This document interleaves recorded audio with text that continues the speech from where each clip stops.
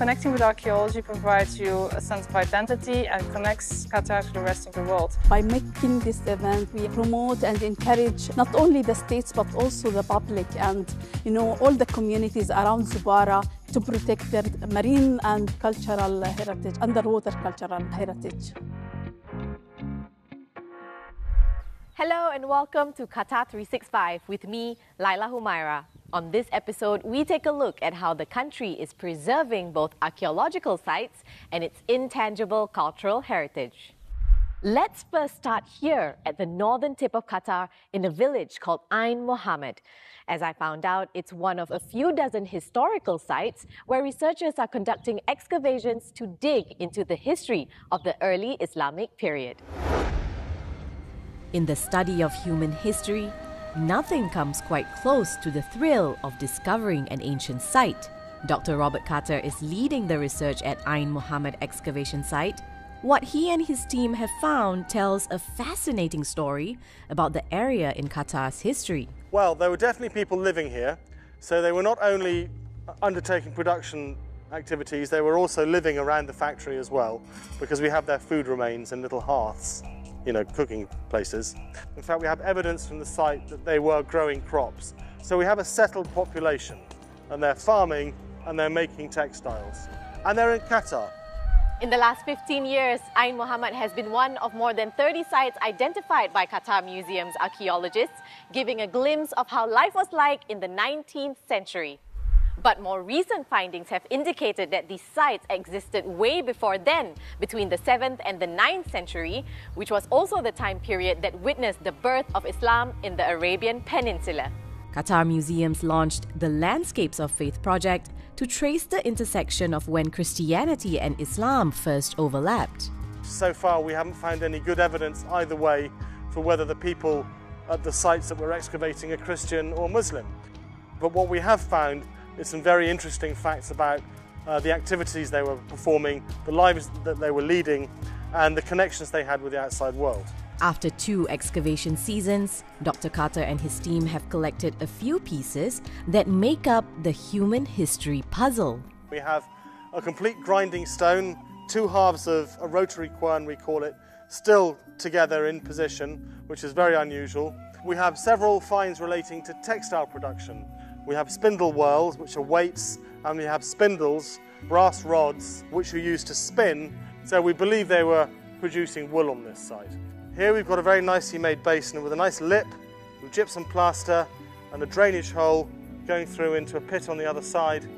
And the pits where these basins empty out tend to be filled with this ashy sediment, which is one of the reasons we believe that they were washing something, probably a fleece, in ashy water to clean it. Among the finds was also this, the skeletal remains of a small dog in one of the rooms. While it's yet to be dated, it could indicate domestication of pets or perhaps the owning of sheepdogs. Every year, the museum holds an open day. It's a chance for the public to experience, explore, and learn about the excavation site. We have a group of people that can excavate with us, they can sieve the finds and the spoil that we find, they can wash pottery, they can take some photography. So it's a very hands-on day. Connecting with archaeology provides you a sense of identity and connects Qatar to the rest of the world. Angie Altham grew up watching Indiana Jones movies, so signing up to such an opportunity was a no-brainer. It was my first time here, and I found it fascinating, just digging, finding, and all these. And there is a very ancient and vibrant history in Qatar. Beginner's luck was on her side as Angie found a piece of broken pottery that looks like what the archaeologists are looking for. The team thinks they've only scratched the surface at Ain Mohammed and are hopeful that future digs will bring them more artifacts to help solve the mystery of Qatar's earliest dwellers.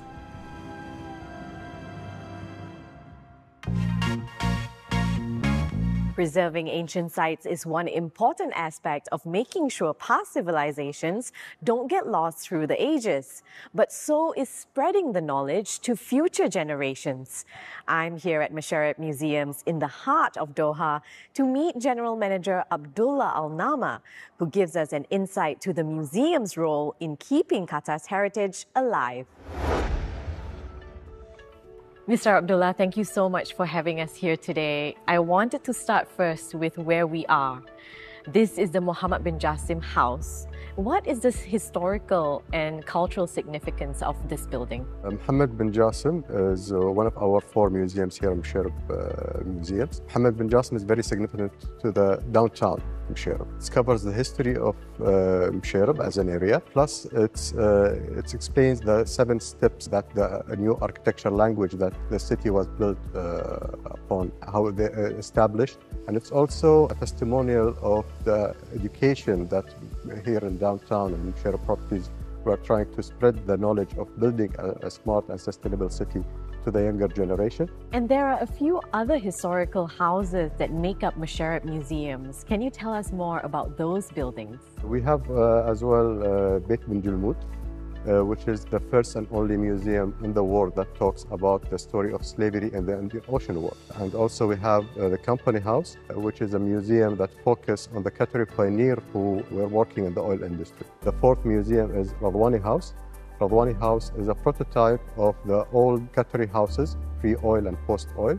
The 4 museums, the 4 stories, actually it's a social and economical study of the history of Qatar in the past 120 years. So what are the ongoing outreach programs that you have at the museum right now? With Musharraf Museums, maybe it's not your traditional kind of museum. You focus a lot on the narrative. It's a narrative storytelling museums, more than artifact-based museum. For example, we have a bi-monthly, very active program, which is the Science Cafe, in collaboration with Sidra, for example. We have a research program with Hamad bin Khalifa University. So we try to diverse our offering, because lots of initiatives happening here in Qatar. And finally, how do you see Musharraf Museums continuing to stay relevant as the world modernizes? I think it's very important, especially through programming, to be relevant within the community. As long as the programs and the initiatives that we keep organizing are part of what interests people, I think this will make museums relevant to the evolving and changing communities. At the end of the day, our role is not only to showcase history, but also to be part of history. From forgotten worlds under Qatar sands to treasure troves in its coastal waters, Joanna Hoos gets her hands and feet wet at the Al Zubarah archaeological site to explore Qatari history submerged in the Arabian Gulf. At first glance, this beach on Qatar's northwestern coast might not seem all that remarkable. But dig a little deeper, literally and figuratively, and hidden under the glistening waters, you will find traces of a bygone era, remnants of the ancient coastal town of Al Zubarah, a settlement that was once at the heart of Qatar's pearl trade.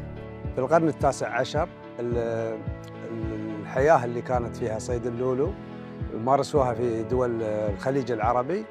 طبعاً الزحف العمراني قضى على هذه القرى أو المدن، فبقيت زبارة شاهد على صيد اللولو في القرن الثامن عشر. Today's dive in Al Zubarah's past is organized by Qatar Museums and UNESCO in collaboration with Seashore and the Poseidon Dive Center.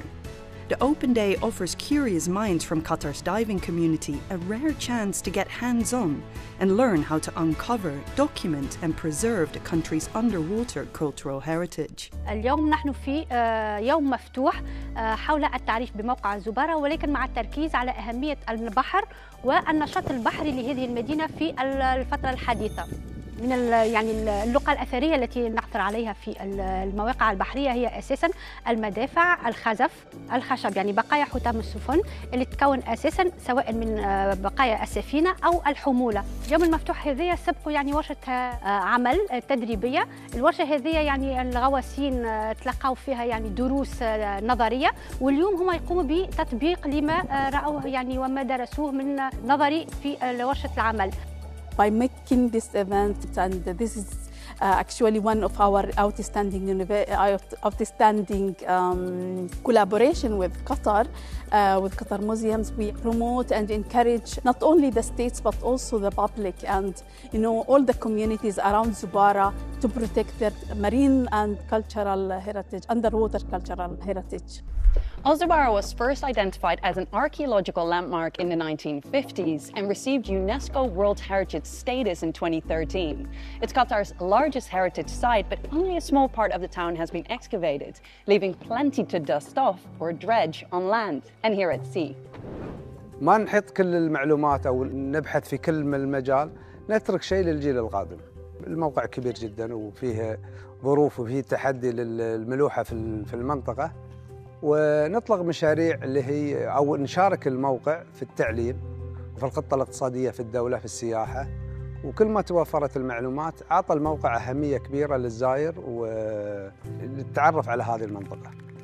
So this site was inscribed in UNESCO World Heritage Site in 2013, and since its inscription, it's no longer become a Qatari site. It's become a site important for humanity. It has an outstanding universal value, so it's no longer Qatari. It's become for the whole world. It's important for the whole world. Wafa has dedicated her career to conserving underwater cultural heritage. But she says digging up the past isn't just about preserving history. It's about understanding human behavior and the valuable lessons the past can teach us for the future.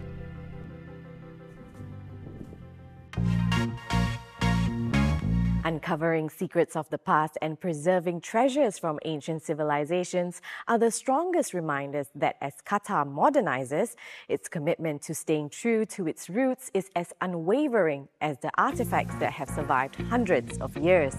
We hope you've enjoyed this episode, but that's all the time we have for now. For more, check out Euronews.com and connect with us through our hashtag. Thanks for watching, and we'll see you next time on Qatar 365.